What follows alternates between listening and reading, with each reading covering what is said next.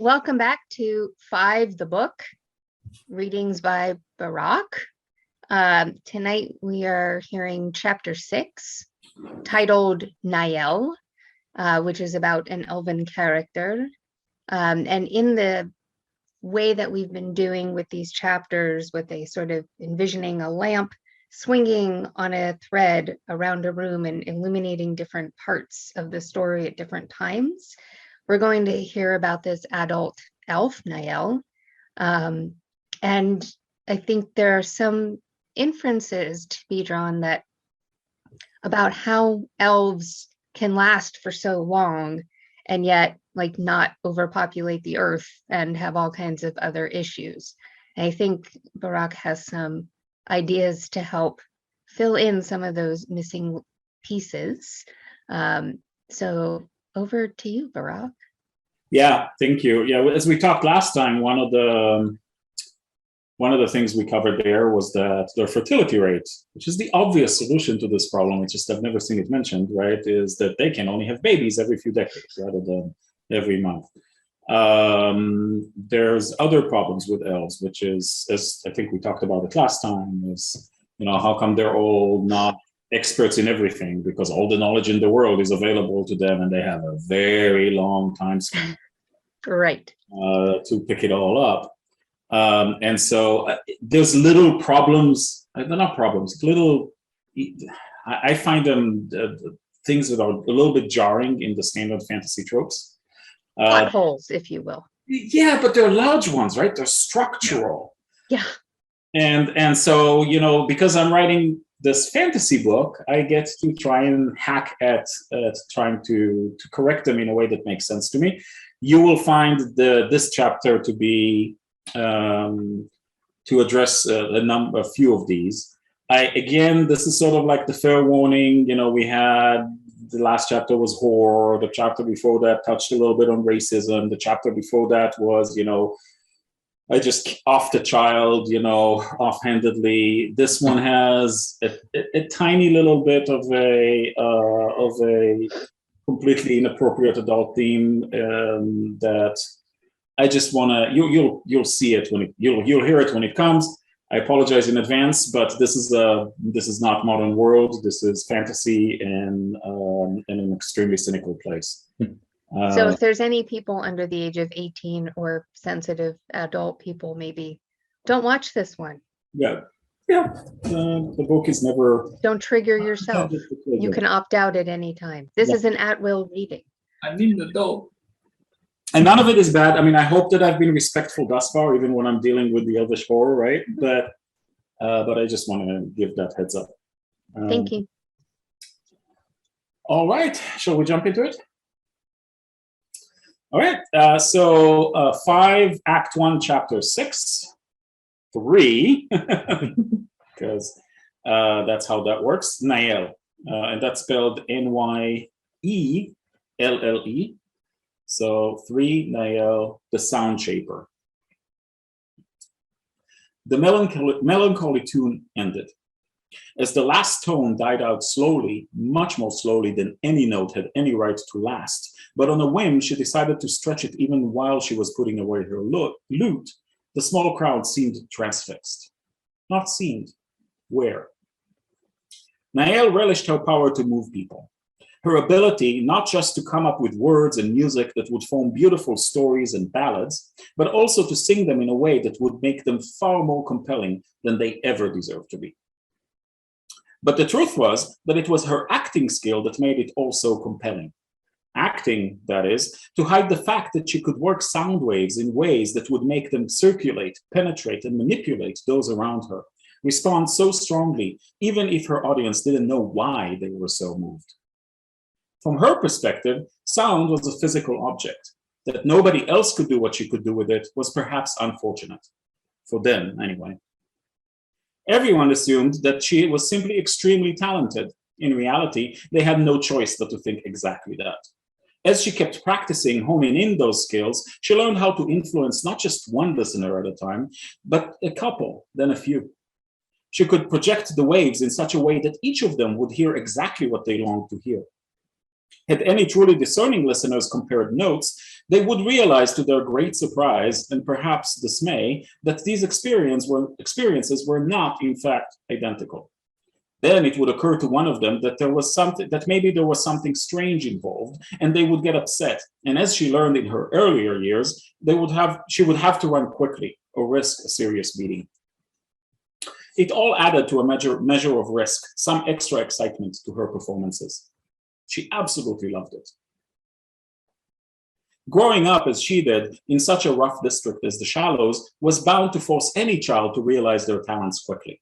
Even an elven child like herself, which in itself served as a kind of isolating factor, would have to find their bearings rather early in life. Though the other humanoid races seem to have all collectively concluded that killing any elf, was a truly tragic mishap, seeing as how so few elves were born every decade, that didn't mean they wouldn't take advantage of you or sometimes beat you up to within an inch of your life. You'd end up not quite dead, but still quite miserable. This was one big reason elves usually stayed sheltered in their own communities. Another reason was that their sense of time was so different than anyone else's, even the dwarves, that living alongside the short-lived races could be extremely stressful.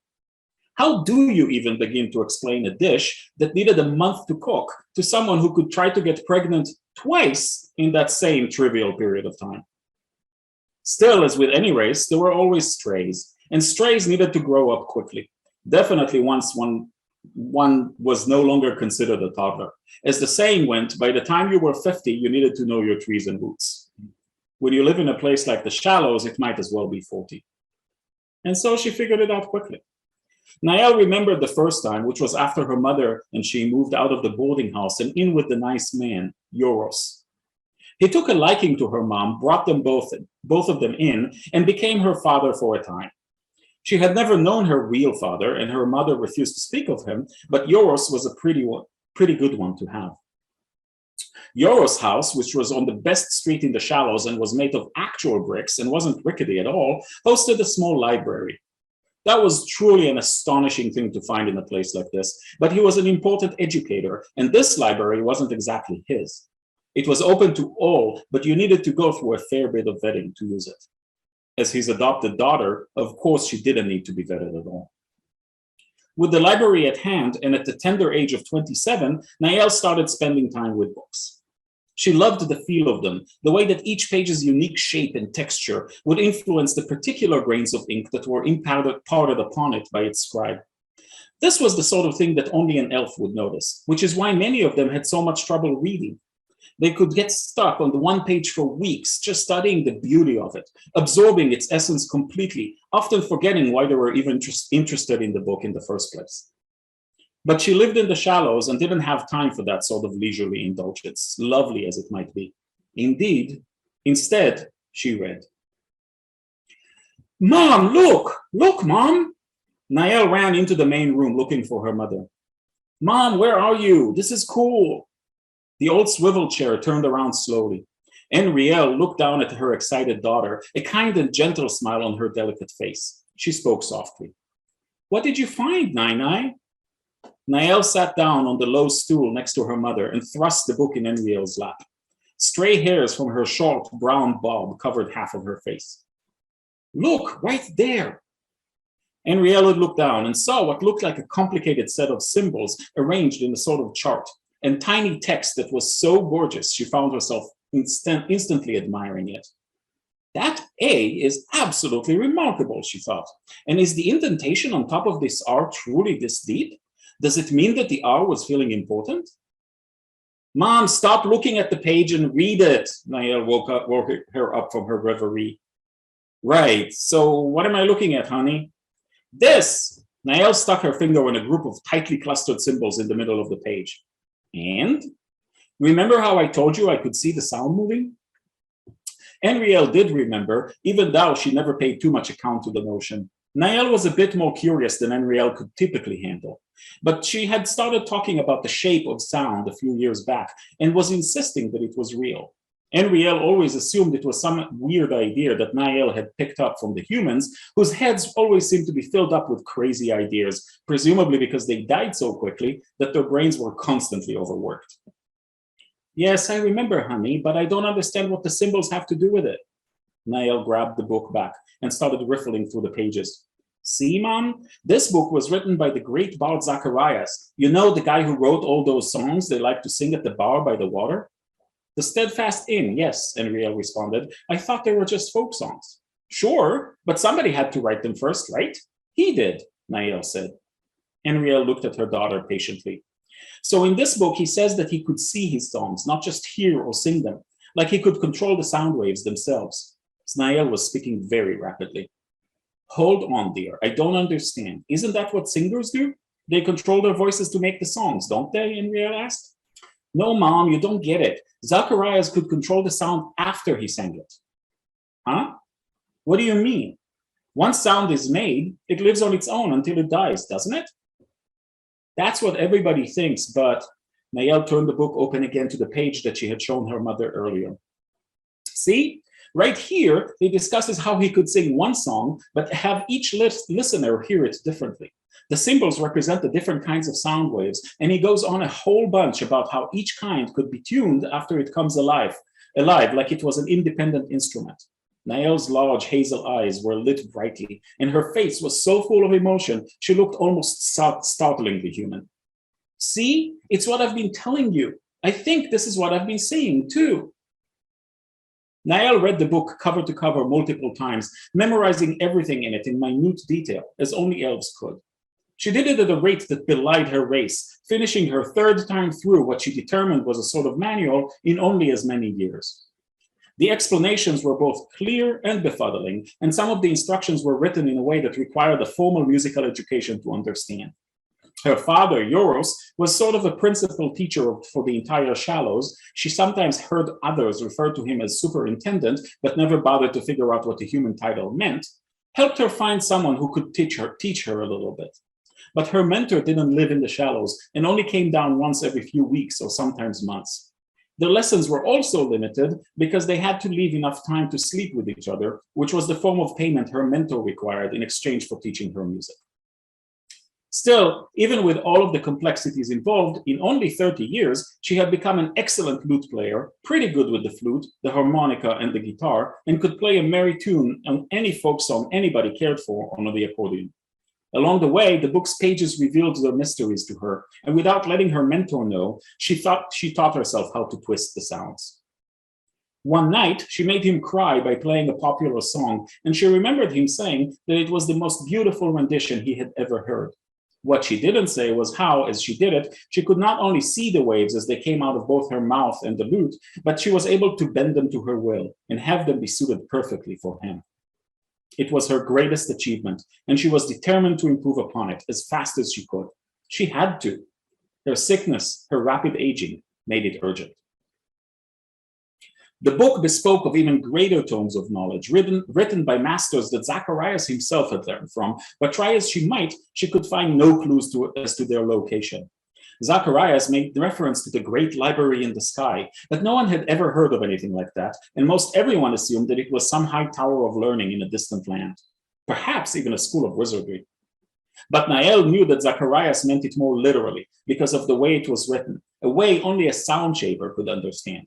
She made it her life's mission to find it, even as it became clear to her that she was growing old much faster than normal, that she wouldn't even live to see 300. She was 91 when the fires came. Losing her mother was the worst part. She remembered both of them running out of the house, yours slamming the door at their backs after a horrible shouting match with NYELLE. She remembered it was during a terrible summer storm, with lightning and thunder dancing furiously across the sky. As they left hurriedly, her mother told her that things would cool down in a bit, which was ironic seeing as not an hour later, the tremors started, and then the lava-induced flames came from below. The volcano didn't quite erupt, but enough of it did that much of the Shallows were caught in a blizzard of fire so fierce that nobody who survived that night would ever see the like of it ever again. Everything around them burned and collapsed, and the Shallows, being the lowest district, were quickly overrun with screaming people, creatures, and even terrible monsters who were jolted out from their deep caves only to discover easy prey. NYELLE couldn't quite remember when they got separated in the chaos. She managed to find shelter in a narrow tunnel. After the chaos all died down many hours later, her mom was nowhere to be found. She was so disoriented and the shallows so transfigured by flame that she couldn't even find her way back home. Eventually, after days of searching, NYELLE concluded that her mother and adoptive father had died and made her way, half-starved, exhausted, in her half-burned tunic and with nothing except her loot, to the docks. Somehow, the Steadfast Inn managed to survive, more or less. That was the start of her career as a bard, and her real education began. Her first few attempts weren't very successful, and she learned quickly that people didn't appreciate the feeling of being manipulated, even if they had no idea how it happened. In those early days, her clumsy application of her unusual skill meant she ended up taking a couple of beatings. Since she wasn't getting much from those early performances, she instead found herself spending many a night in the company of one of the many visitors that stayed at the Steadfast Inn. But she did learn and eventually got much better at it and could earn her keep by performing. Every so often, she would pick out one listener in particular and focus on them and work the sounds in exactly the right way for them. If she guessed right, they would reward her with a big tip. One time, someone even gave her a gold coin, the kind of which was such a rarity in the shallows that many people never saw one in their entire lifetime. Once, NYELLE decided on a whim to try it with two people at once, and when they both gave her a silver, exchanging an awkward glance with each other as they both reached out to the hat at the same time, it felt utterly exhilarating. So she kept trying it, and soon enough could do it with 3 and 4, although she then realized that she was stuck. Thoughts of the library in the sky began to haunt her again. NYELLE's skill continued to grow. Her choice of bed partners, when she chose to have one, consequently improved. There was one human kid in particular who took a serious liking to her. Darren, who was a policeman in the Lavatown Guard, kept coming to see her perform whenever he could, which was about monthly when he had his 3-day. As silly as it was, eventually she came to like him too. He was sweet and gentle, and he always paid her well. Sometimes it seemed like he did so as much for her lullabies, which she never shaped for him, as for their lovemaking.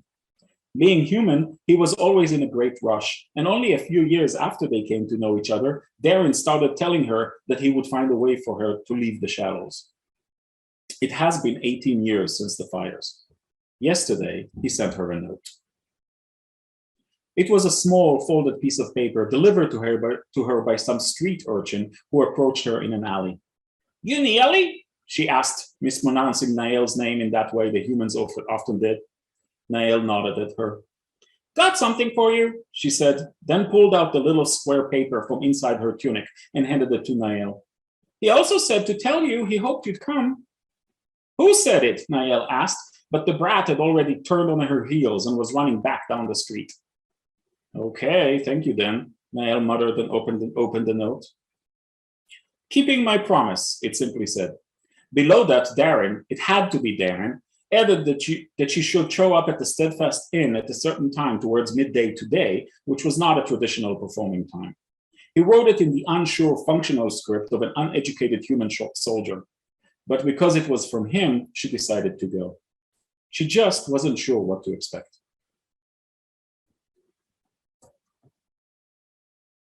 That's it. That's it? That's it. Okay. That's great. So I feel like I was caught up in the exploration and thinking about how every chapter has been this exploration of someone's self-discovery and kind of blossoming situation. And so I was I don't know, I was looking for I that's it. But now I'm like, I want to hear more. There's got to be more.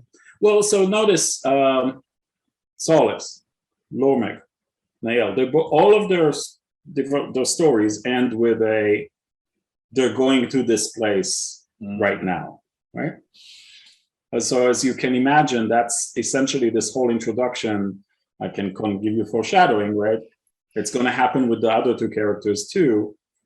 And the book itself, the story that starts from the Act 2, right, where we're starting to talk about all of them as part of the as the story of the book unfolds, will start at that moment when they're all in the same time at the same place for whatever purpose that they don't know about. So no longer like the individual. It's tracks. no longer going to be, right? So as we work our way through Act 1, where I'm introducing them and how we got to that point in time, Act 2 will pick up at that point in time, where all of them are, have been called to some place or have found themselves in some place at the same time. But I love the reaction. It means that you really want to hear more about her. And so to me, that tells me that there's emotional hooks being planted. Well, I also like the sound shaper aspect that she has, especially when there's like other elements of that in the other chapters, right? Of being able to shape a particular aspect of life that's somewhat abnormal, right? Well, the synesthesia aspects, right? Yeah. So she can feel, see, manipulate sound as a physical object, right? So that's another element of synesthesia that is relevant here. Yeah. Just like with Solace and her ability, it's an expression of that. Yeah. Right? Our senses mingling. I'm still digesting her story, and I'm still back in the fire. I do feel like so much was happening and it ended abruptly. And I'm like, okay, wait a second. Now I have to.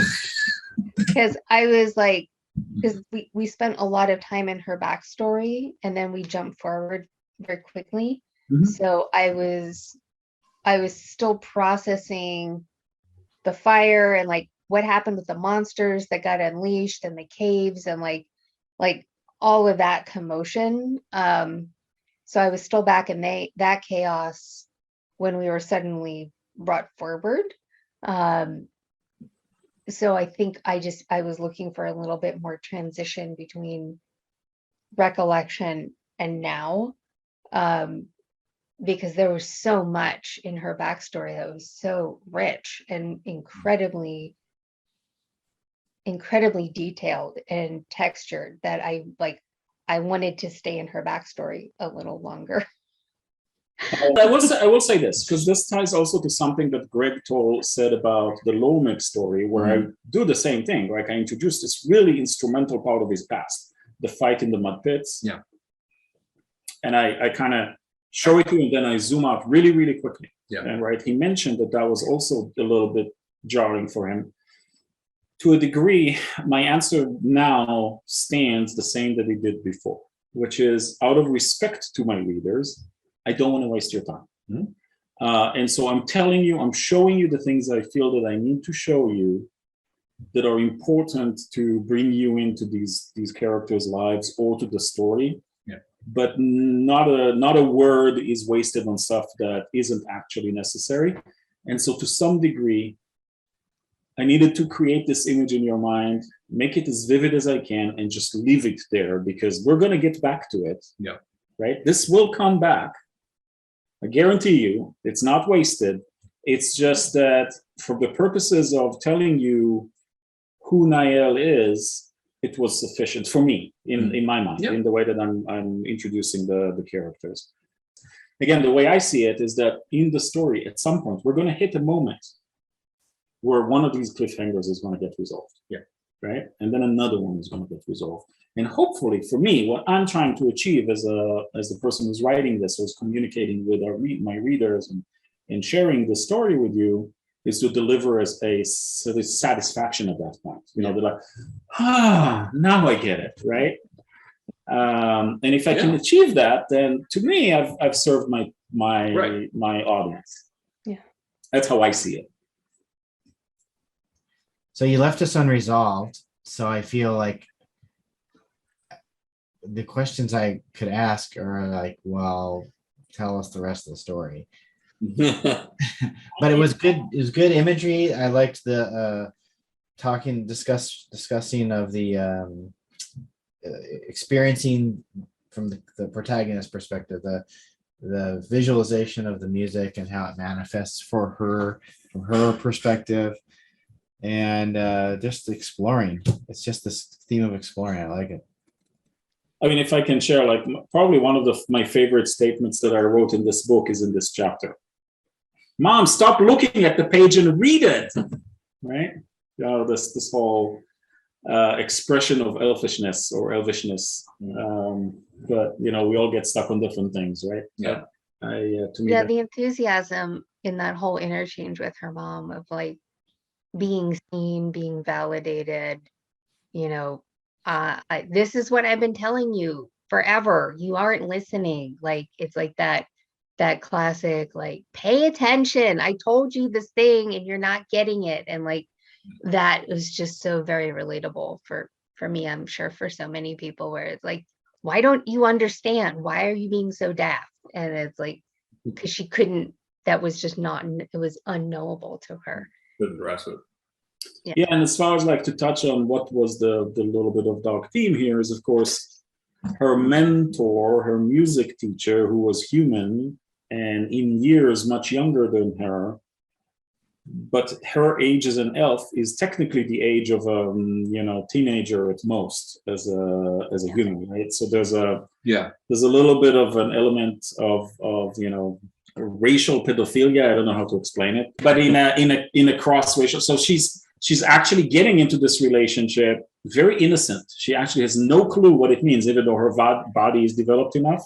But now she loves that right. There's all this emotional complication behind it. Yeah. That again, I'm saying some dark themes in the book. I'm not touching on them too heavily because what's the point? But the world, it's just intending to communicate that this world is a little harsher and a lot more cynical than what we're used to in modern times. Thank you so much, Barak, for reading. Nice to see everybody tonight and hear from you. And I'm looking forward to seeing everybody in 2 weeks and getting the next installment of 5. Yep.